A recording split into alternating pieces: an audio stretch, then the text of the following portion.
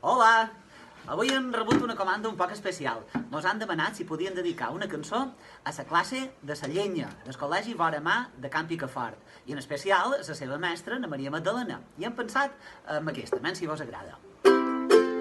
Si tu tens un poc de fred, basta estrenyir l'esculet, però si el fred és molt més viu, o millor és un bon caliu, pega foc un fogueró i cantar aquesta cançó. Aixequem-nos de ses cadires